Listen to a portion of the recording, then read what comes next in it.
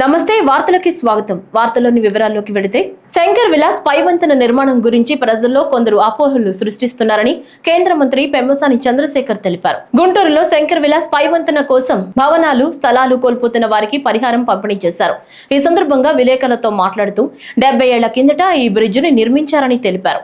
YCP వారు చెప్పినట్లు RUB కట్టాలంటే ఉన్న bridge damage అవుతుందన్నారు.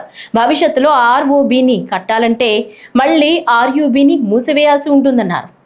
Shankar Vilas bridge గురించి, ఈ బ్రిడ్జ్ 1958లో కట్టినటువంటి బ్రిడ్జ్, శిథిలావస్థకు వచ్చినటువంటి బ్రిడ్జ్, గవర్నమెంట్ హాస్పిటల్కి పక్కన ఉన్నటువంటి బ్రిడ్జ్. ఈ బ్రిడ్జ్ మీద ట్రాఫిక్ ఆగి హాస్పిటల్కి వెళ్ళేటువంటి వాళ్ళు చనిపోతా కూడా ఉన్నారు. వీటన్నిటి దృష్ట్యా 40 సంవత్సరాలుగా గుంటూరు ప్రాంతానికి రానటువంటి కేంద్ర మంత్రి పదవి నాకు వచ్చినటువంటి అదృష్టాన్ని ఉపయోగించుకొని కేంద్ర ప్రభుత్వంలో ఉన్నటువంటి మోదీ సర్కార్ తోటి, మినిస్టర్స్ తోటి, అదేవిధంగా ఇక్కడ ఉన్నటువంటి రాష్ట్ర ప్రభుత్వ R&B అధికారులతోటి, మినిస్టర్ గారితో, చంద్రబాబు నాయుడు గారి సహకారంతో అతి తక్కువ టైంలో ఈ బ్రిడ్జిని తీసుకొచ్చాం మేము. అయితే మీరు ఒకసారి వెనక్కి వెళ్ళి చూస్తే నంది వెలుగు బ్రిడ్జ్ అనేది కూటమి ప్రభుత్వం ఉన్నప్పుడు కూడా 2014లో శాంక్షన్ అయితే వర్క్ స్టార్ట్ అవడానికి 2017 వరకు పట్టింది. అంటే ఒక బ్రిడ్జిని తీసుకొచ్చిన తర్వాత financial sanction, administrative sanction, tender process ఇవన్నీ కూడా అవ్వాలి అంటే జనరల్గా 2-3 సంవత్సరాల టైం పడుతుంది ఎక్కడైనా చూస్తే మీరు. అలాంటిది 6 నెలల కాలంలో మొత్తం ప్రక్రియని కంప్లీట్ చేశాం మేము.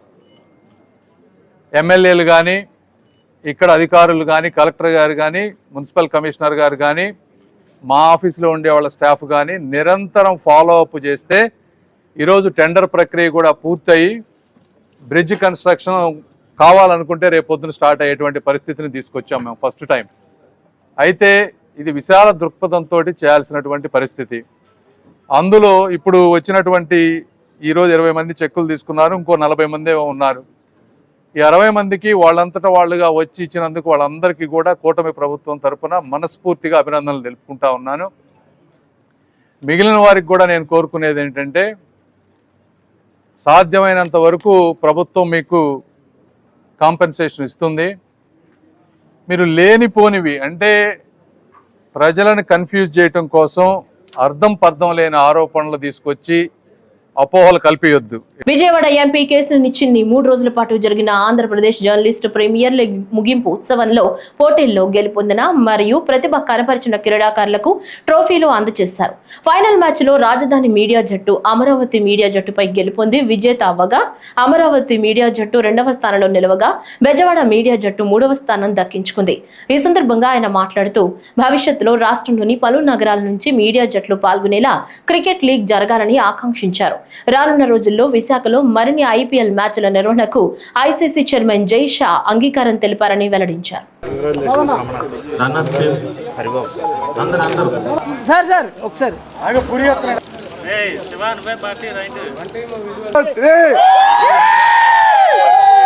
జర్నలిస్టుల తరఫున, రిపోర్టర్లు, అన్ని మీడియా హౌస్ల తరఫున ఇక్కడ అమరావతి ప్రీమియం లీగ్ జర్నలిస్టుల తరఫున ఆడినందుకు మాకు మా ఆంధ్ర క్రికెట్ అసోసియేషన్ తరఫున ముందుగా చాలా ఆనందంగా ఉంది.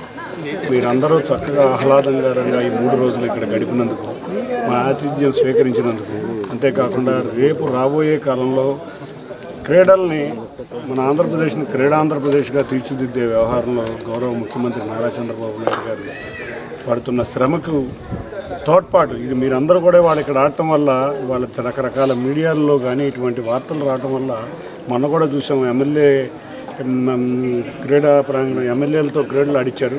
అప్పుడు కూడా చాలా బ్రహ్మాండంగా మీడియా కవరేజ్ వచ్చి రాష్ట్రంలో యువతకి ఒక దిశ నిర్దేశం చేసే విధంగా ఇవాళ ఇక్కడ పోటీలు జరిగినాయి. ఈ పోటీల్లో పాల్గొన్న ప్రతి టీంకి కంగ్రాచులేషన్స్. నెక్స్ట్ టైం ఈ పోటీలు ఇంకా గ్రాండ్గా జరగాలి. రాబోయే కాలంలో రేపు 2-3 సంవత్సరాల్లో ఇక్కడ కానీ వైజాగ్లో కానీ మీరు 2-3 టీమ్స్ లాగా ఆడాలి. ఒక IPL ఏ విధంగా జరుగుతుందో మీ యొక్క అమరావతి ప్రీమియర్ లీగ్ కూడా అదే విధంగా జరుగుతా అన్ని చోట్ల ఉన్న జర్నలిస్టులకు ఒక 3 రోజులు రిలీఫ్ వచ్చే విధంగా ఈ టోర్నమెంట్ జరిగి చక్కని ఆహ్లాదకర వాతావరణం జరగాలని కోరుకుంటూ తప్పకుండా ఎటువంటి అవసరం ఉన్నా క్రికెటే కాదు ఎటువంటి క్రీడా అవసరం ఉన్నా తప్పకుండా మేము అందరం ముందుంటాం. భారతరత్న రాజ్యాంగ నిర్మాత డాక్టర్ బిఆర్ అంబేద్కర్ ను తమ నాయకునిగా ప్రచారం చేసుకున్న కాంగ్రెస్ పార్టీ ఆయనకు రాజకీయంగా తీరని అన్యాయం చేసిందని బీజేపీ రాష్ట్ర అధ్యక్షురాలు ఎంపీ దగ్గుపాటి పురంధేశ్వరి విమర్శించారు. తూర్పుగోదావరి జిల్లా రాజమహేంద్రవరంలో బీజేపీ ఆధ్వర్యంలో ఛాంబర్ ఆఫ్ కామర్స్ హాల్లో బిఆర్ అంబేద్కర్ జయంతి వేడుకలు జరిగాయి. ఈ సభలో పాల్గొన్న పురంధేశ్వరి మాట్లాడుతూ అంబేద్కర్ ని గౌరవించి రాజ్యాంగాన్ని 100% అమలు చేస్తున్న ప్రభుత్వం బీజేపీ అన్నారు. సమాజ స్థాపన, సమాజంలో అన్ని వర్గాలకు సమన్యాయం చేయాలని డాక్టర్ బిఆర్ అంబేద్కర్ సంకల్పిస్తే ఆ ఆదర్శాలను బీజేపీ ఆచరించి పాటిస్తుందన్నారు. భారతీయ జనతా పార్టీ సంపూర్ణమైనటువంటి మెజారిటీ తోటి కనుక అధికారంలోకి వచ్చినట్లయితే రాజ్యాంగాన్ని మార్చివేస్తుందని, రిజర్వేషన్లు ఎత్తివేస్తుందని, బాబాసాహెబ్ అంబేద్కర్ గారిని అవమానిస్తున్నారని చెప్పి చేస్తున్నటువంటి ప్రచారం ఏదైతే ఉందో దాన్ని ఒక రకంగా ప్రజల్లోకి తీసుకుని అంటే దాన్ని తిప్పుకొడుతూ నిజమైనటువంటి విషయాలు ప్రజలకి తెలియజేయాలి అనేటువంటి ఆలోచనతోటి ఈ కార్యాచరణ, ఈ సమావేశం ఇవాళ ఇక్కడ నిర్వహించుకోవడం జరిగింది.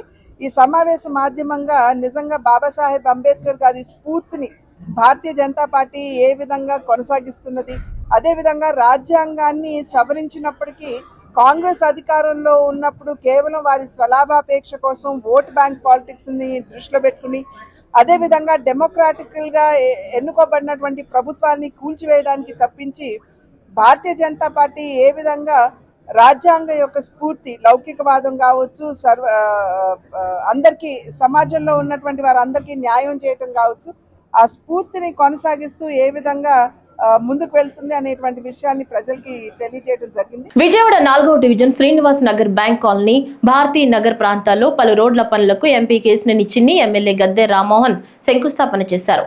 2 కోట్ల రూపాయల నిధులతో Srinivas Nagar bank colony road number 5, Bharati Nagar road number 13, 14, 15 CC రోడ్ల పనులు ప్రారంభమయ్యాయి.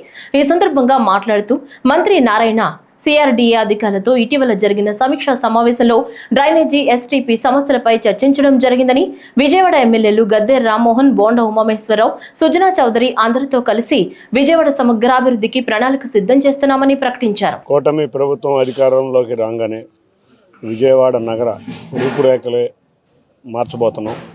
ఎందుకంటే గౌరవ ముఖ్యమంత్రి వర్యులు అమరావతి ప్రాంతంలో భాగమైన ఈ విజయవాడని సుందరంగా తీర్చిదిద్దాలని ప్రభుత్వ అధికారులని, ప్రజాప్రతినిధులని ఆదేశించడం జరిగింది.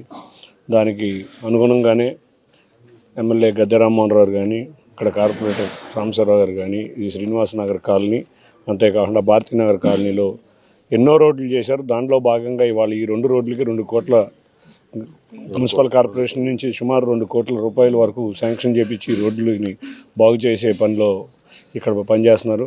ముఖ్యంగా ఇక్కడ కార్పొరేటర్ సాంబశివరావు గారు అయితే కార్పొరేషన్ డబ్బులన్నీ తన వాటికి తెచ్చుకుంటున్నాడు. అట్లా విధంగా కాకుండా సమగ్రంగా విజయవాడ డెవలప్ అయ్యే విధంగా సమగ్రంగా ప్లానింగ్ చేస్తాం. మొన్న కూడా మంత్రి నారాయణ గారితో, అధికారులు అందరితో, నేను గద్దె రామ్మోహన్ రావు, విజయవాడలో ఉన్న ఎమ్మెల్యేలు అందరూ కూర్చుని ఇక్కడికి అవసరమైన డ్రైనేజ్ కానీ, ఎస్టీపీ కానీ, ముఖ్యంగా ఈ ప్రాంతంలో ఉన్న నోవాటెల్ దగ్గర 2 ఫ్లైఓవర్ మధ్యలో ఉన్న ప్రాంతంలో నీరు నిలిచిపోతుంది. దాని మీద దృష్టి పెట్టాలని సీరియస్గా చెప్పడం జరిగింది. అంతేకాకుండా ఫ్లైఓవర్ల మీద నుంచి కూడా నీళ్లు వచ్చి రోడ్ల మీద పడుతున్నాయి. అది కూడా పైప్ లైన్ లేపడం వల్ల జరుగుతుందని గట్టిగా నేషనల్ హైవే అధికారులని గట్టిగా రోజు సమావేశంలో నిలదీయడం జరిగింది. వారు దానికి అంగీకరించి త్వరలో పనులు చేపడతామని చెప్పారు. అంతేకాకుండా బెంచ్ సర్కిల్ నుంచి కూడా డ్రైనేజ్ పనులు ఇమీడియట్గా నేషనల్ హైవేస్ వాళ్ళు స్టార్ట్ చేయాలి. అది కూడా 1 నెల రూపాయల లోపల అది కూడా కార్యరూపం దాల్చబోతుంది. తప్పకుండా ఈ విజయవాడ నగరం ఆధునీకరంగా సుందర నగరంగా తయారు చేసే కార్యక్రమంలో మేము అందరం కలిసికట్టుగా కృషి చేస్తున్నాం. అదేవిధంగా గద్దె రామ్మోహన్ రావు గారు ఏ విధంగా నడుస్తారో అదేవిధంగా తూర్పు నియోజకవర్గంలో నేను కూడా ఈ కార్యక్రమాల్లో పాల్పంచుకుంటాను. అగ్ని ప్రమాదాల నివారణ పట్ల ప్రజలకు పూర్తి స్థాయిలో అవగాహన కల్పించాలని రాష్ట్ర పరిశ్రమల శాఖ మంత్రి టీజీ భరత్ కోరారు. అగ్నిమాపక వారోత్సవాల సందర్భంగా కర్నూలులో నిన్న జరిగిన కార్యక్రమంలో మంత్రి మాట్లాడుతూ జన సమర్థతతో ఉండే అపార్ట్మెంట్లు, సినిమా థియేటర్స్, ఆసుపత్రులు, షాపింగ్ కాంప్లెక్స్లు, పాఠశాలలు, పరిశ్రమలు, పెట్రోల్ పంపులు మొదలగు ప్రదేశాల్లో అగ్ని ప్రమాదాలు జరగకుండా అప్రమత్తంగా ఉండాలన్నారు. పెద్ద కాంప్లెక్స్లు అనుకోండి, లేకపోతే షాపింగ్ అనుకోండి, లేకపోతే హోటల్స్ అనుకోండి, హాస్పిటల్స్ అనుకోండి, where there is a possibility of having accidents, you have to have regular inspections. NOC ఉన్న మాకు ఉంది ఓసీ, అంటే ఎన్ఓసి ఉంటుంది ఒక 5 years అని. మనం 5 years కాకుండా ఒక 3 monthsకో 6 monthsకో వచ్చి అందరికి ఇన్స్పెక్ట్ చేసి ఎక్కడైనా ఇష్యూస్ ఉంటే వాళ్ళని కరెక్ట్ చేసుకోమని చెప్పేదానికి అవకాశం ఉంటుంది. వాళ్ళు కూడా కరెక్ట్ చేసుకుంటారు. చేసుకోకుండా ఎప్పుడైనా డిజాస్టర్ అయిందంటే it become a major subject, major issue అవుతుంది. అలాగే ఎక్విప్మెంట్స్ కూడా నేను రీజనల్ ఫైర్ ఆఫీసర్కి రిక్వెస్ట్ చేశాను, ఏమైనా ఎక్విప్మెంట్స్ కావాలా, అడ్వాన్స్డ్ ఎక్విప్మెంట్స్ కావాలా. నేను మంత్రిగా ఉన్నా కాబట్టి నాకు ప్రపోజల్స్ పంపిస్తే ఏమైనా పుష్ చేసి ఫాలో అప్ చేసేదానికి అవకాశం ఉంటుంది. తిరుపతి జిల్లా శ్రీకాళహస్తిలోని పంచాయతీరాజ్ అతిథి గృహం నందు ప్రజా సమస్యల పరిష్కార వేదిక ప్రజా దర్బార్ను శాసనసభ్యులు బొజ్జల సుధీర్ రెడ్డి నిర్వహించారు. కొంతమంది వ్యక్తులు ఎమ్మెల్యే పేరు చెబుతూ తమను ఇబ్బంది పెడుతున్నారంటూ బాధితులు ఆయన దృష్టికి తీసుకుని రాగా, నియోజకవర్గంలో ఎక్కడైనా తన పేరు వాడి అవినీతికి అక్రమాలకు పాల్పడితే కఠిన చర్యలు తీసుకుంటామని ఆయన హెచ్చరించారు. ప్రభుత్వ కార్యాలయాల్లో కొందరు తన పేరు చెప్పి అవినీతికి పాల్పడుతుండటంపై ఎమ్మెల్యే ప్రభుత్వానికి ఫిర్యాదు చేశారు. ఒప్పుకోం. నా పేరు చెప్పి ఎవరన్నా సరే, ఏ ఆఫీసులో అయినా సరే ఏమన్నా తప్పుడు పనులు చేసినా, నా పేరు చెప్పి ఏ కంపెనీకి పోయినా, డబ్బులు అడిగినా, పన్ను అడిగినా, నా పేరు చెప్పి ఎక్కడన్నా సరే ఏమన్నా చేస్తే మిమ్మల్ని అందరికీ మేము కంపెనీస్కి కావచ్చు, ఎంఆర్ఐస్ కావచ్చు, పోలీస్ స్టేషన్ కావచ్చు, అందరికి చెప్తాడా డైరెక్ట్గా నాకు ఫోన్ చేసి ఇది కరెక్టా లేదా అని కన్ఫర్మ్ చేసుకోండి. ఎందుకంటే మా కార్యకర్తలు, డిసిప్లిన్ ఉన్న కార్యకర్తలు ఎక్కడ కూడా అట్లాంటి చట్ట పనులు చేయరు. కానీ కొంతమంది తప్పుడోళ్ళు మరి నా పేరు అడ్డదిడ్డంగా వాడుతున్నారు. తప్పకుండా అలాంటి వాళ్ళ మీద డెఫినెట్ గా పోలీస్ చర్య ఉంటుంది. ఇమ్మీడియట్ గా they will be there behind boss. అన్ని కంపెనీస్ చెప్తా ఉన్నాను, దయచేసి any problem with any company in Kalahasti, please call MLA directly. I am accessible for everybody. Mega డిఎస్సితో నిరుద్యోగులకు అండగా కూటమి ప్రభుత్వం ఉందని శాసన మండలి చీఫ్ విప్ పంచుమర్తి అనురాధ అన్నారు. ఈ సందర్భంగా మీడియా సమావేశం నిర్వహించారు. ఇప్పుడు ఆ వివరాలు చూద్దాం. రాష్ట్ర వ్యాప్తంగా 16,347 టీచర్ పోస్టులకి నోటిఫికేషన్ ఇస్తే ఓర్చుకోలేకపోతా ఉన్నారు. దాని మీద రాద్ధాంతం చేయడమే కాకుండా జగన్మోహన్ రెడ్డి తప్పుడు ప్రచారాలు చేస్తూ ఉన్నారు. తప్పుడు ప్రచారాలు చేయడమే కాకుండా వాళ్ళు ఎప్పుడెప్పుడు డిఎస్సీలు ప్రకటించారో, ఎప్పుడెప్పుడు డిఎస్సీలు టీచర్ పోస్టులు భర్తీ చేశామో అని ఫేక్ ప్రచారాన్ని సోషల్ మీడియాలో వైరల్ చేయటం నిజంగా చాలా దారుణమైన విషయం. ఏదేమైనప్పటికీ కూడా ఈ రాష్ట్రంలో ఎప్పుడైనా ఉపాధ్యాయుల భర్తీ చేశారు అని అంటే దాని patent right Telugu Desam party Nara Chandrababu Naidu గారిదే అని చెప్పి ఈ సందర్భంగా నేను తెలియజేస్తా ఉన్నా. 94లో 16,238 పోస్టులు, 94లో 16,238 పోస్టులు, 96లో 16,838, 98లో 29,269, 2000 సంవత్సరంలో 24,388, 2001లో 26,129, 2002లో 31,699, 2003లో 12,430, 2014లో 8,926, అలాగే 2018లో 7,254. లిమిటెడ్ రిక్రూట్మెంట్స్ 1996లో 3,706. స్పెషల్ రిక్రూట్మెంట్స్ 96లో 2,000, 97లో 874, 2019లో 521. గ్రాండ్ టోటల్ 1,80,272 పోస్టులు భర్తీ చేసిన ఘనత నారా చంద్రబాబు నాయుడు గారిది. ఇప్పుడు 16,344తో కలిపి ఈనాడు మరి మొత్తం కలిపి 1,96,000 పోస్టులు, ఉపాధ్యాయుల పోస్టులు భర్తీ చేసిన ఏకైక పార్టీ తెలుగుదేశం పార్టీ, ఏకైక నాయకులు నారా చంద్రబాబు నాయుడు గారని చెప్పి ఈ సందర్భంగా మీకు తెలియజేస్తా ఉన్నా. ఆంధ్రప్రదేశ్లో త్వరలో ఏటీఎం తరహాలో రేషన్ కార్డులు రానున్నాయి. ఈ నేపథ్యంలో రేషన్ కార్డుల ఈకేవైసీని పూర్తి చేయాలని ప్రభుత్వం సంకల్పించింది. ఆ దిశగా రాష్ట్ర వ్యాప్తంగా 80% మేర ప్రక్రియ పూర్తి చేసింది. ఇంకా పెండింగ్ లో ఉన్న రేషన్ కార్డుల ఈకేవైసీ పూర్తికి మరోసారి గడువు పెంచింది. ఈ నెల 30లోగా ఈకేవైసీ చేసుకోవాలని స్పష్టం చేసింది. ఆంధ్రప్రదేశ్లో 16,347 ఉపాధ్యాయ ఉద్యోగాలకు భర్తీకి గాను మెగా డిఎస్సి నోటిఫికేషన్ పాఠశాల విద్యాశాఖ ఆదివారం విడుదల చేసింది. రాష్ట్ర వ్యాప్తంగా 16,347 ఉపాధ్యాయ ఉద్యోగాలను ప్రభుత్వం భర్తీ చేయనుంది. మెగా డిఎస్సి షెడ్యూల్ ను విద్యా ఐటీ శాఖల మంత్రి నారా లోకేష్ సామాజిక మాధ్యమంలో విడుదల చేయగా పాఠశాల విద్యాశాఖ డిఎస్సి నోటిఫికేషన్ విడుదల చేసింది. సంబంధిత జీవోలు, ఉపాధ్యాయ పోస్టుల వివరాలు, పరీక్షా షెడ్యూల్, సిలబస్, సహాయ కేంద్రాల వివరాలను పాఠశాల విద్యాశాఖ వెబ్సైట్ లో నిన్నటి నుంచి అందుబాటులో ఉంచింది. ఏప్రిల్ 20 నుంచి మే 15 వరకు ఆన్లైన్ ద్వారా ఫీజులు చెల్లించి దరఖాస్తు చేసుకునేందుకు అవకాశం కల్పించారు. మే 20వ తేదీన నమూనా పరీక్షలు నిర్వహిస్తారు. మే 30 నుంచి హాల్ టికెట్లు డౌన్లోడ్ చేసుకునేందుకు అవకాశం కల్పించారు. జూన్ 6 నుంచి జూలై 6 వరకు పరీక్షలు నిర్వహిస్తారు.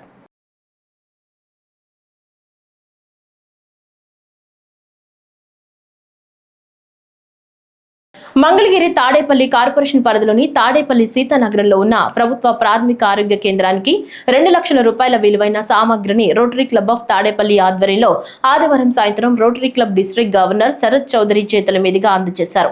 అనంతరం rotary club service projects director Jonna Rajesh అధ్యక్షతన జరిగిన సమావేశంలో rotary international club district governor K Sharath Chowdary మాట్లాడుతూ ప్రతిరోజు 100 మందికి పైగా రోగులు వచ్చే తాడేపల్లి ప్రభుత్వ ప్రాథమిక వైద్యశాలకు కంప్యూటర్ మిషన్, 2 ఐరన్ బీరువాలు, AC machine, water cooler, 25 plastic కుర్చీలు, 3 ఐరన్ సోఫా చైర్స్ ను అందజేయడం చాలా సంతోషంగా ఉందని తెలిపారు. మంగళగిరి తాడేపల్లి కార్పొరేషన్ పరిధిలోని తాడేపల్లి సీతానగరంలో ఉన్న ప్రభుత్వ ప్రాథమిక ఆరోగ్య కేంద్రానికి 2 లక్షల రూపాయల విలువైన సామాగ్రిని రోటరీ క్లబ్ ఆఫ్ ఆధ్వర్యంలో ఆదివారం సాయంత్రం rotary club district governor Sharath Chowdary చేతుల మీదుగా అందజేశారు.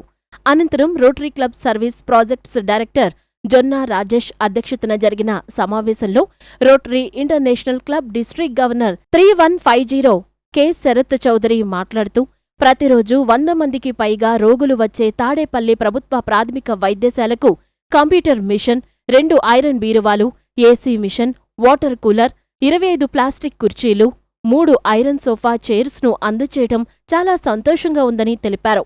ఈ సందర్భంగా రోటరీ క్లబ్ సభ్యులను ప్రత్యేకంగా అభినందించారు.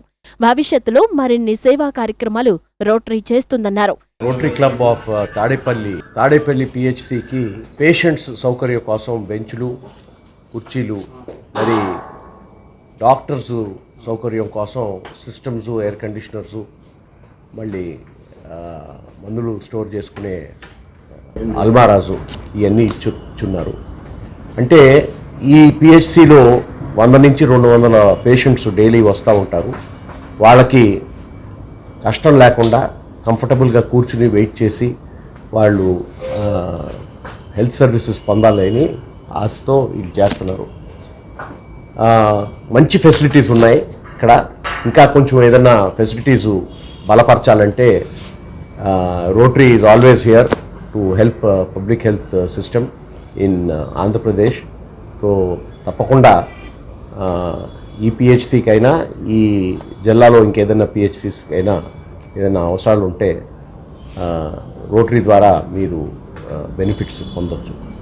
సో ఈ మంచి కార్యక్రమం చేసినందుకు rotary club of Tadepalli members అందరికీ, ప్రెసిడెంట్ రమేష్ గారికి, డొనేట్ చేసిన మెంబర్స్ అందరికీ నేను హార్టీ కంగ్రాచులేషన్స్ ఇచ్చి, ఇట్లాగే రోటరీ మంచి పనులు చేస్తూనే ఉండాలి, మనం సమాజ సేవ చేస్తూనే ఉండాలని కోరుకుంటూ ఇంత మంచి ప్రోగ్రామ్ని కండక్ట్ చేసిన తాడేపల్లి వారికి ముందుగా కంగ్రాచులేషన్స్. డెఫినెట్లీ చాలా మంచి పరిణామం. ఆల్రెడీ ఇప్పటికే చాలా క్లబ్స్లో, చాలా పిహెచ్ఎస్లో చేశారు. And this is the third one వాళ్ళ దీని ప్రకారంగా. రోటరీ అంటేనే ఇదండి, ఎక్కడో ఎంతోమంది కలిపి డబ్బులు కలెక్ట్ చేసినవి ఈ తర్వాత ఎన్నో తరాల వరకు, అంటే మేబీ నాకు తెలిసి ఇవన్నీ కూడా మోర్ దెన్ 10 years 15 years వరకు వీటన్నిటిని వాడుకోవచ్చు. వచ్చిన ప్రతి ఒక్కళ్ళు రోటరీని గుర్తించే విధంగా వీళ్ళ ఇవి మనకు కనిపిస్తున్నాయి. సో ఇలానే మంచి పనులు మళ్ళీ ఇంకా ముందు చాలా చేయాలని వీళ్ళందరినీ కోరుకుంటున్నాను. రోటరీ క్లబ్ తాడేపల్లి అధ్యక్ష కార్యదర్శులు రావూరి రమేష్ బాబు, సెక్రటరీ సుకుమార్ రెడ్డి మాట్లాడుతూ ఇప్పటికే ఇందిరానగర్ ప్రభుత్వ ఆరోగ్య కేంద్రానికి, కుంచనపల్లి ప్రభుత్వ ఆరోగ్య కేంద్రానికి లక్షల రూపాయల సామాగ్రిని అందచేశామని అన్నారు. అలాగే ఇప్పుడు తాడేపల్లి సీతానగరం ప్రభుత్వ ఆరోగ్య కేంద్రానికి అందించామని అన్నారు. ప్రజలకు సేవ చేసేందుకు రోటరీ క్లబ్ ఆఫ్ తాడేపల్లి ఎల్లప్పుడూ అందుబాటులో ఉంటుందని తెలిపారు. రోటరీ క్లబ్ ఆఫ్ తాడేపల్లి వారు ఈరోజు మా R1350 డిస్ట్రిక్ట్ గవర్నర్ గారి అఫీషియల్ విజిట్ సందర్భంగా మన పిహెచ్సిలో వాళ్ళకి కావాల్సినటువంటి చిన్న చిన్న ఎమ్యూనిటీస్ కొన్ని అడిగి ఉన్నారు. వాళ్ళు ఇక్కడ పేషెంట్స్కి సౌకర్యాలు కల్పించడం కోసం మేము ఇది 3వ పిహెచ్సి అండి చేయటం. మా వివేకానంద రెడ్డి గారి టైంలో మంగళగిరి పిహెచ్సిలో చేసి ఉన్నాము. దాన్ని చూసి కుంచనపల్లి పిహెచ్సి వాళ్ళు వచ్చి మాకు కూడా ఏర్పాటు చేస్తే బాగుంటుందండి అంటే, దీనికన్నా కూడా అక్కడ ఇంకా బ్రెస్ట్ ఫీడింగ్ క్యాబిన్ దగ్గర నుంచి వాళ్ళకి కావాల్సిన అన్ని ఎమ్యూనిటీస్ అన్ని ఫుల్ఫిల్ చేశాం.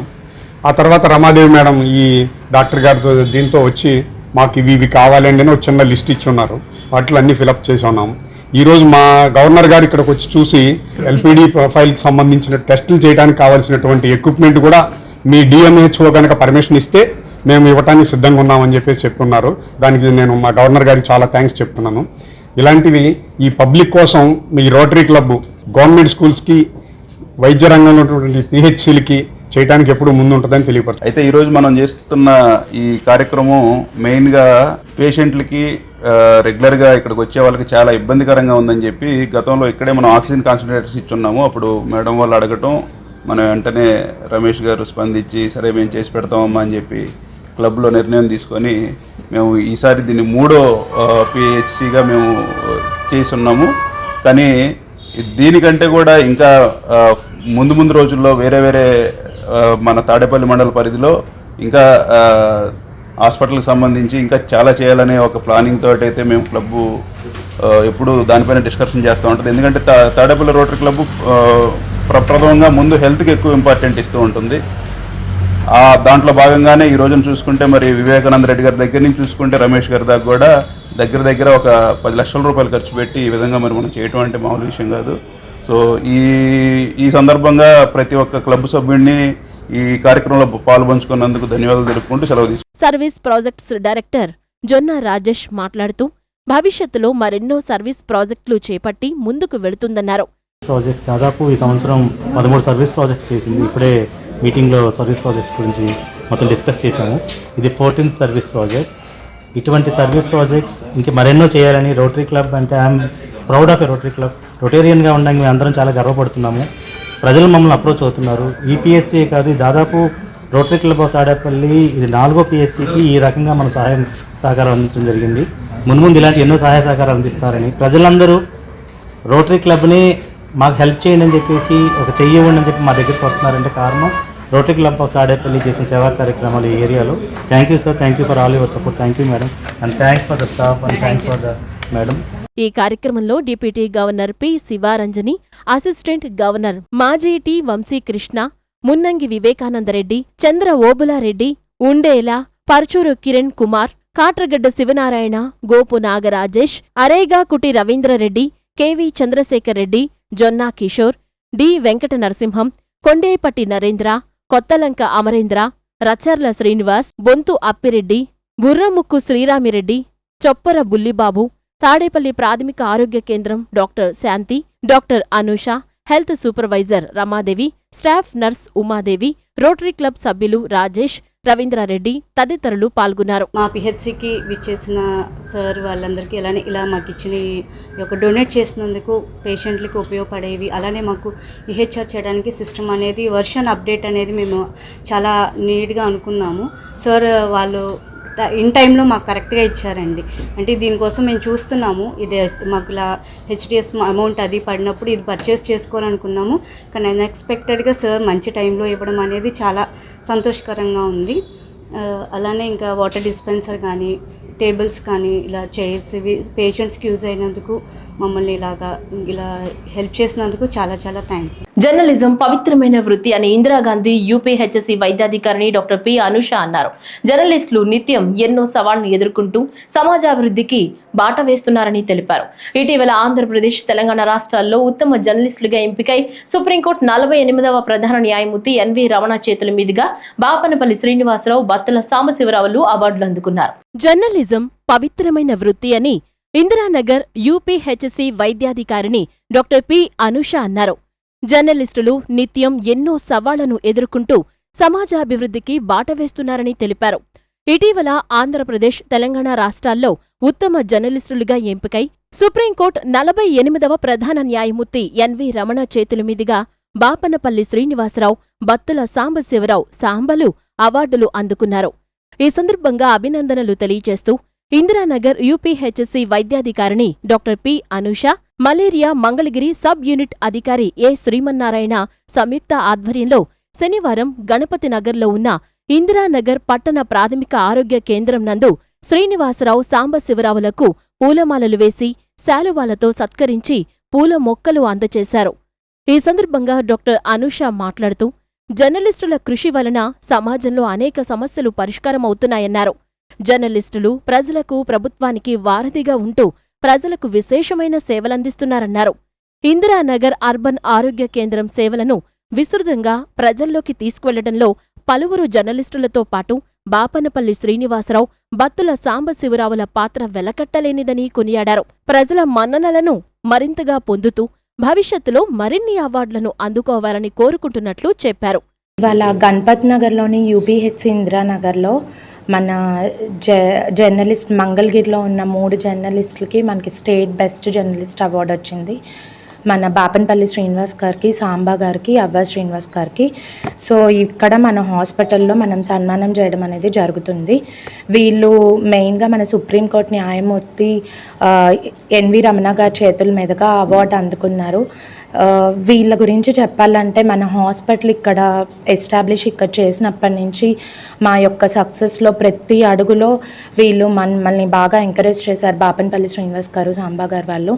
సో ప్రతి ఇది ప్రజల్లోకి తీసుకెళ్ళడం, మేము చేసే ప్రతి హెల్త్ ప్రోగ్రాము అండ్ మాకు సలహాలు ఇచ్చే విధానం కానీ అన్నిట్లో. సో మేము మా తరపు నుంచి యూపీహెచ్సి ఇందిరానగర్ టీమ్, మా స్టాఫ్, ఏఎన్ఎంస్, ఆశాస్ తరపు నుంచి ఒక చిన్న సత్కారం లాగా మేము ఇక్కడ జరుపుకున్నాము. ఇలాంటివి ఎన్నో ఫ్యూచర్లో వాళ్ళు అవార్డ్స్ అనేవి తెచ్చుకోవాలని చెప్పి మనస్ఫూర్తిగా కోరుకుంటున్నాం. మలేరియా సబ్ యూనిట్ అధికారి శ్రీమన్నారాయణ మాట్లాడుతూ సమాజాన్ని మేలుకొలిపే వృత్తి జర్నలిజం అని అన్నారు. జర్నలిజంలో కొనసాగాలంటే ఎంతో త్యాగం చేయాల్సిన అవసరం ఉందన్నారు. నిస్వార్థంగా సేవలందిస్తున్న జర్నలిస్టులకు అవార్డులు రావటం సంతోషించదగ్గ విషయమని తెలిపారు. అవార్డులు అందుకున్న జర్నలిస్టులకు మలేరియా సబ్ యూనిట్ తరపున అభినందనలు తెలియజేస్తున్నట్లు చెప్పారు. భవిష్యత్తులో ప్రజలకు కలం ద్వారా మరిన్ని సేవలందిస్తూ ఎన్నో అవార్డులను అందుకోవాలని కోరుకుంటున్నట్లు పేర్కొన్నారు. ఇది జర్నలిజం అనేది ఒక ప్రత్యేకమైనటువంటి వృత్తి. ఇది సమాజాన్ని మేలుకొల్పేటటువంటి ఒక ప్రత్యేకమైనటువంటి వృత్తి. మంచి చెడులు ఏం జరుగుతుంది, ప్రజల్ని చైతన్యవంతులను చేసి సమాజాన్ని ముందుకు నడిపించేటటువంటి వృత్తి. ఆ వృత్తిలో మరి ఎన్నో శ్రమలకి మరి ఎంతో సమయాన్ని మరి వెచ్చించి వారు కేవలం సమాజ శ్రేయస్సే, ఆర్జన కాదు, ధనార్జన కానీ ఇంకోటి కానీ లేకుండా సమాజ శ్రేయస్సే దృష్టిగా పెట్టుకొని మరి సొంత వ్యక్తిగతమైనటువంటి ఇంట్రెస్ట్ తోటి ఈ వృత్తిలో కొనసాగాలంటే ఎన్నో త్యాగం చేయాలి. మరి అటువంటి త్యాగాలు చేసి మరి ఈరోజు మన మంగళగిరిలో ఉన్నటువంటి విలేకరుల ప్రముఖులు అందరూ కూడా వాళ్ళు శాయశక్తులా కృషి చేస్తున్నారు. మరి అందరికీ కూడా ఇటువంటి గుణాలే ఆపాదించబడతాయి. అయితే మరి ఉమ్మడి ఆంధ్రప్రదేశ్ ఒకప్పటిది, ఇప్పుడు ఉన్నటువంటి తెలంగాణ, ఆంధ్ర రాష్ట్రాల్లో ఉన్నటువంటి సర్వేలను అనుసరించి మరి శ్రీ బాపనపల్లి శ్రీనివాసరావు గారు, మరి సాంబశివరావు గారు, అలాగే అవ్వారు శ్రీనివాసరావు గారు వీరిని సెలెక్ట్ చేసి మరి వారిని ఉత్తమ జర్నలిస్ట్ అవార్డుకి ప్రభుత్వం వారిచే ఎంపిక చేయటం జరిగింది. ఆ ఎంపిక చేయటం జరిగినటువంటి సందర్భంగా వారు తీసుకున్నటువంటి సన్మానాన్ని గుర్తించి ప్రభుత్వం వారి చేత చేసిన సన్మానానికి మేము కూడా మరి ఇందిరానగర్ యూపీహెచ్సిలో డాక్టర్ అనూష మేడం గారు, అలాగే ఈ మంగళగిరి మలేరియా డిపార్ట్మెంట్ తరఫున మా సిబ్బంది అందరం కలిసి వారికి చిన్న చిరు సత్కారం చేయటం జరిగింది. మరి ఈ వారి యొక్క చేసేటటువంటి కృషికి మరి ఏమి ఇచ్చినా కూడా వెలకట్టలేనటువంటివి. మరి ఇటువంటి కృషిని వారు చేస్తున్నందుకు, అలాగే ప్రభుత్వం వారు ప్రజల కొరకు ఎన్నో ఉచిత కార్యక్రమాలు, సేవా స్టాఫ్ కానివ్వండి అందించడం జరుగుతుంది. వాటిని గుర్తించి పక్షపాతం లేకుండా నిష్పాక్షికంగా అందరికీ కూడా తెలిసే విధంగా కూడా వీరు ప్రాచుర్యం కల్పించడంలో ఎంతో సహకారం అందిస్తున్నారు, ఎన్నో సేవలు చేస్తున్నారు.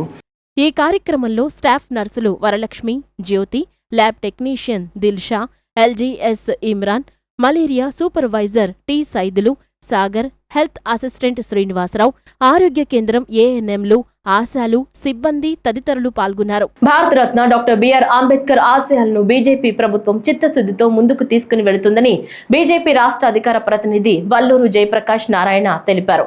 ఆదివారం సాయంత్రం చిత్తూరు నగరంలోని బీజేపీ కార్యాలయంలో అంబేద్కర్ జయంతి ఉత్సవాలను ఘనంగా నిర్వహించారు. అనంతరం ఏర్పాటు చేసిన మీడియా సమావేశంలో ఆయన మాట్లాడుతూ అణగారిన వర్గాల అభివృద్ధి, హక్కుల సాధన కోసం కృషి చేసిన చిరస్మరణీయుడు అంబేద్కర్ అని అన్నారు. దేశ ప్రధాని నరేంద్ర మోడీ సారథ్యంలో కేంద్ర ప్రభుత్వం స్టాండప్ ఇండియా పేరుతో అనేక పరిశ్రమలను స్థాపించి బడుగు బలహీన వర్గాలను పారిశ్రామికవేత్తలుగా తీర్చిదిద్దడానికి కృషి చేస్తోందన్నారు. అంబేద్కర్ గారు రాజ్యాంగ నిర్మాణంతో పాటుగా ఈ దేశ యొక్క అభ్యున్నతి, ఈ దేశంలో బడుగు బలహీన వర్గాల యొక్క అభ్యున్నతి కోసం పోరాటం చేసినటువంటి వ్యక్తి. అయితే అటువంటి వ్యక్తికి భారతరత్న ఇచ్చేదానికి కూడా నిరాకరించినటువంటి పార్టీ కాంగ్రెస్ పార్టీ. ఒక పక్క నెహ్రూ గారు తనకు స్వయంగా తనే భారతరత్న ప్రకటించుకున్నాడు. తర్వాత వచ్చినటువంటి ఇందిరాగాంధీ గారు వారికి స్వయంగా వారే భారతరత్న ప్రకటించుకున్నారు. కానీ అంబేద్కర్ గారికి ప్రకటించవలసినటువంటి సందర్భంలో నిరాకరించడం కాదు, కనీసంగా ఆయన యొక్క చిత్రపటాన్ని పార్లమెంట్ సెంట్రల్ హాల్లో కానీ పార్లమెంట్ భవనాల్లో కానీ పెట్టేదానికి ఒప్పుకోనటువంటి పార్టీ కాంగ్రెస్ పార్టీ, కాంగ్రెస్ ప్రభుత్వం. అయితే మరో పక్క భారతీయ జనతా పార్టీని చూసినట్లయితే 1989లో అటల్ బిహారీ వాజ్పేయి గారి ప్రతిపాదనతో 1990లో నేషనల్ ఫ్రంట్ ఫామ్ అయిన తర్వాత విపి సింగ్ గారి ప్రధానమంత్రిగా ఉన్నప్పుడు వాజ్పేయి గారి పట్టుదలతోటి ఆ రోజున ఈ జాతి కోసం పోరాడినటువంటి అంబేద్కర్ గారికి భారతరత్న ఇప్పించినటువంటి ఘనత భారతీయ జనతా పార్టీది. కేవలం భారతరత్న ఇప్పించడం మాత్రమే కాదు, తదనంత పరిణామాల్లో నరేంద్ర మోదీ గారి నాయకత్వంలో భారతీయ జనతా పార్టీ 2014లో ప్రభుత్వం ఏర్పడిన తర్వాత, ఎన్డీఏ ప్రభుత్వం వచ్చిన తర్వాత సెంట్రల్ హాల్లో వారి యొక్క చిత్రపటాన్ని పెట్టడం కానివ్వండి, వారిని గౌరవించే దిశగా అంబేద్కర్ గారి పేరు మీద వారి 125వ జయంతిని సుమారుగా 120 దేశాల్లో చేసినటువంటి ఘనత భారతీయ జనతా పార్టీ ప్రభుత్వాన్ని. పిఠాపురం మండలం మల్లం గ్రామంలో దళితులు సాంఘిక బహిష్కరణకు గురయ్యారు. దళితులను వ్యవసాయేతర పనులకు పిలవరాదని, హోటల్స్ లో టిఫిన్, టీ, పాలు, కిరాణా ఇవ్వరాదని గ్రామంలో కొందరు పెత్తందారులు నిర్ణయించారు. అలాగే దళితులు అగ్రవర్ణాలు నివసించే చోట చేపలు విక్రయించడం తదితర పనులు నిలిపివేశారు. కోడి మాంసం అమ్మే ఎస్టీ కులానికి చెందిన వారిని కూడా ఎస్సీ కులస్తులకు కోడి మాంసం విక్రయించరాదని ఆంక్షలు విధించారు. ఈ నేపథ్యంలో స్వాతంత్రం వచ్చి 78 సంవత్సరాలైనా తమపై ఇంకా వివక్షత కొనసాగడం పై గ్రామానికి చెందిన పలువురు దళితులు ఆందోళన వ్యక్తం చేస్తున్నారు. రాష్ట్ర డిప్యూటీ సీఎం పవన్ కళ్యాణ్ ప్రాతినిధ్యం వహిస్తున్న పిఠాపురం నియోజకవర్గంలో ఈ ఘటన జరగడంతో చర్చనీయాంశంగా మారింది. పిఠాపురం మండలం మల్లం గ్రామంలో గత వారం రోజుల క్రితం ఒక దళిత యువకుడు ఓసీల ఇంటి వద్ద పనికి వెళ్ళి, ఎలక్ట్రికల్ పనికి వెళ్ళి కరెంట్ షాక్ తోటి మృతి చెందారు. దాని నిమిత్తం ఊర్లో గ్రామ పెద్దల మధ్యన ఆ సమస్య పరిష్కరించడం జరిగింది. కానీ ఆ సంఘటనకి కంటిన్యూస్గా కొంతమంది ఆవేశపరులైనటువంటి వ్యక్తులు ద్వారా ఒక గ్రూపు ప్రత్యేకంగా ఒక వర్గాన్ని సాంఘిక బహిష్కరణ చేశారు అనేటువంటి ఫిర్యాదు రావడంతో గ్రామంలోకి వెళ్ళి విచారణ చేయడం జరిగింది. పిఠాపురం సబ్ ఇన్స్పెక్టర్ గారు, ఎస్ఐ గారు, తహసీల్దార్, ఏఎస్డబ్ల్యూఓ ఉన్నటువంటి కమిటీ, ఆర్డీఓ కలెక్టర్ గారి ఆదేశాలైనటువంటి ఇరు వర్గాల ప్రతినిధులతోటి కంటిన్యూస్గా ఉదయం నుండి చర్చలు జరపడం జరిగింది. జరిగినది దురదృష్టకర సంఘటన. కానీ ఇరు వర్గాల ప్రతినిధులు కూడా సమయం పాటించి కలెక్టర్ గారి ఆదేశాల మేరకు వారు ఇచ్చినటువంటి పరిష్కారాన్ని ఒప్పుకున్నారు. ఇరు వర్గాల ప్రతినిధులతో ఒక శాంతి కమిటీని ఏర్పాటు చేయడం జరిగింది. భవిష్యత్తులో ఇటువంటి సంఘటనలు పునరావృతం అయితే ఆ కమిటీ ద్వారా చర్చల ద్వారా శాంతియుతంగా పరిష్కరించుకోవడానికి ఫస్ట్ తీర్మానం. రెండోది సోషల్ మీడియా ద్వారా ఈ రెండు గ్రూపులకి చెందినటువంటి ఎవరు ఈ అంశాల మీద అభ్యంతరకరమైనటువంటి అసత్యమైనటువంటి ప్రచారాలు చేసినా వారి మీద చర్యలు తీసుకోవడానికి అధికారులు చర్యలు తీసుకోవడానికి రెండో పరమైన నిర్ణయం. వీరు ఏదైతే సాంఘిక బహిష్కరణ అని అంటున్నారో గ్రామంలో కొన్ని చోట్ల జరిగిన మాట వాస్తవం, బట్ అది వ్యక్తిగతమైనటువంటి వైరుధ్యాల వల్ల జరిగింది. సో వాటిని ప్రతినిధులు రెండు వర్గాలు కూడా అంగీకరిస్తూ సాంఘిక బహిష్కరణ ఏదైనా అంటే వారిని ఇమీడియట్గా ఈ క్షణం నుండి ఎత్తివేయడానికి వారందరూ ఒప్పుకున్నారు. ఆ మేరకి గ్రామంలో ఆటోలో మైక్ ద్వారా కూడా అధికారుల ద్వారా చెప్పించడం జరుగుతుంది. ప్రజెంట్ ఆటో ఊరంతా గ్రామంలో పర్యటిస్తున్నది. సో ఇరు వర్గాల ప్రతినిధులకు కూడా కలెక్టర్ గారి తరఫున నేను కృతజ్ఞతలు తెలియజేసుకుంటున్నాను. కేవలం కొన్ని 2-3 వ్యక్తుల వలన సమాజానికి గ్రామంలో శాంతియుత వాతావరణానికి కొంచెం అడ్డంకులు వస్తున్నాయి కాబట్టి వాళ్ళని కట్టడి చేసుకోవడానికి ఇరు వర్గాల ప్రతినిధులు కూడా ఒప్పుకున్నారు. వారి మండలం మల్లాం గ్రామంలో 16వ తేదీని దళిత యువకుడు కరెంటు పని నిమిత్తం అగ్రవర్ణాలు కాపు పొలానికి సంబంధించి ఎలిశెట్టి జలబాబు ఇంటి వద్ద ఎలక్ట్రికల్ పని చేస్తుండగా షాక్తో మరణించడం జరిగింది. ఇరు పెద్దలు మల్లం అటు దళిత పెద్దలు అలాగే అగ్రవర్ణాల కాపు పెద్దలు కూడా కూర్చుని ఒక అతనికి నష్టపరిహారంగా మాట్లాడుకోవడం జరిగింది. ఆ 16 నుంచి ఇది 18వ తేదీ వరకు కొనసాగింది ఈ చర్చలు. అనంతరం ముగిసిన తర్వాత ఆ రోజు రాత్రి కొంతమంది అగ్రవర్ణాలు ఎవరైతే కాపులు ఉన్నారో వాళ్ళందరం మీటింగ్ ఏర్పాటు చేసుకుని దళితులకి టీలు కానీ టిఫిన్లు కానీ మాంసం కానీ చేపలు కానీ విక్రయించుకోవడం అనేసి అక్కడ మాట్లాడడం జరిగింది. ఆ రోజు నుంచి నిన్న మా ఎవరైతే మల్లాం గ్రామంలో మహిళలు ఉన్నారో వాళ్ళు ఇస్తరాకుల పని చేస్తూ ఉంటారో వాళ్ళని పనులకు రావద్దనడం, అలాగే వ్యవసాయ పనులకి రావద్దనడం అనేది జరిగింది. అనుకోకుండా జరిగిన సంఘటన, ఆ సంఘటనలో మల్లాం గ్రామంలో ఇది జరగడం కూడా చాలా దురదృష్టకరం. ఇటు పోయిన వ్యక్తి కూడా దళితుల్లో కూడా చాలా చిన్న పేదవాడు, అలాగే చేయించుకున్న ఇల్లు గలతను కూడా పేదవాడు. అది రెండు ఆలోచించి సిఐ గారు, ఎంఆర్ఓ గారు, మన ఆర్టీఓ గారు మంచి నిర్ణయం తీసుకుని డబ్బులు అయ్యో సయోధ్య చేసి దాన్ని సమస్య లేకుండా చేశారు. అయితే అనుకోకుండా ఈవేళ పొద్దుట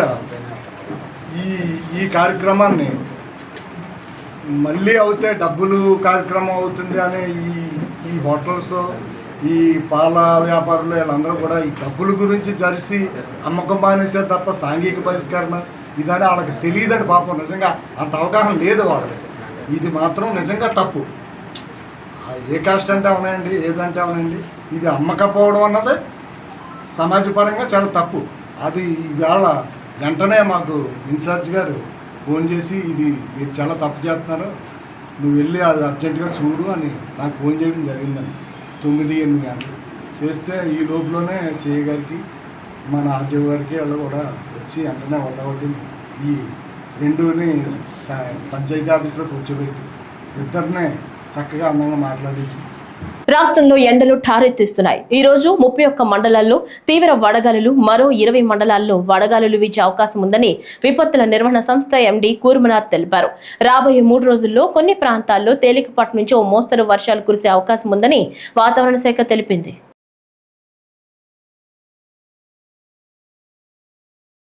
ఈ వార్తలు ఇంతటితో సమాప్తం. నమస్కారం.